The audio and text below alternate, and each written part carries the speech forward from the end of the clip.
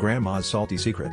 Last weekend, my sister and I finally convinced our grandma to teach us how to make her legendary chicken stew, the one she insists has been passed down for generations, though nobody seems to recall anyone before her actually making it. She invited us over, laid out her collection of mismatched spice jars, and gave us a stern warning: you must pay close attention, because there's a secret ingredient, and it's the reason everyone begs me for seconds.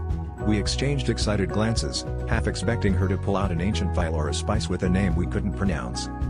The first 10 minutes were pretty standard: onions, carrots, chicken, and a suspiciously large amount of butter. But then came the salt. Grandma grabbed the shaker, gave it a generous shake, and muttered, "You can never be too careful with salt." Not 2 minutes later, as she stirred, she reached for the salt again, sprinkling it in while humming. My sister and I exchanged looks. Was this the secret? A salt layering technique? A ritualistic seasoning? We whispered amongst ourselves, trying to remember if we'd seen her do this before, but the entire kitchen started to smell like the Dead Sea. By the third round of salting, we politely asked, "Grandma, are you sure about all this salt?" She waved us off, claiming, "It's the secret ingredient. Don't question tradition." At this point, we watched in awe as she salted the stew with the determination of a sailor curing fish for the winter. The broth began to thicken, not from reduction, but from pure sodium saturation. We started to feel like we were learning less about cooking and more about the science of mummification.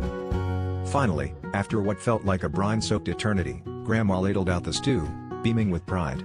We each took a spoonful, and our taste buds immediately surrendered.